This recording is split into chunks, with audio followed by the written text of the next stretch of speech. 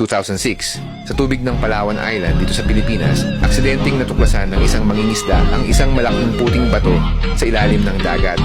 Noong una, akala niya ay ordinaryong bato lamang ito hanggang noong 2016 nang halos masunog ang kanyang bahay. Kinuha niya ang bato at ibinigay sa lokal na City Hall.